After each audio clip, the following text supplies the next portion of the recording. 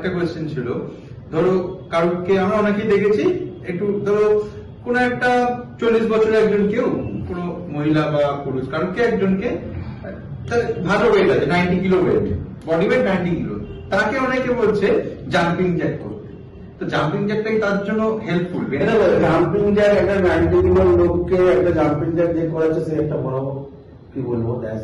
আচ্ছা, কেন জাম্পিং জ্যাকটা আমাদের কোনো ফাংশনাল মুভমেন্ট না, আমরা ডেইলি লাইফস্টাইলে কি জাম্পিং জ্যাক কভার করি।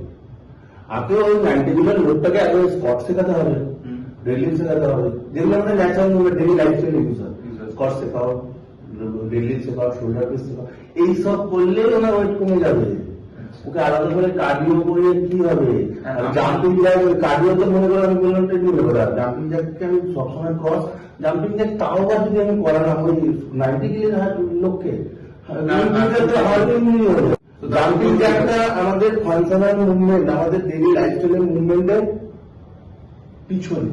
আচ্ছা, ওইটা একটা আমার মডিফাইড মুভমেন্ট, মডিফাইড এক্সারসাইজ। তাও একটা মডিফাইড মুভমেন্টটাকে আমরা করাচ্ছি তাকে 90 কিলো একটা লোক, সেটা একদম খারাপ।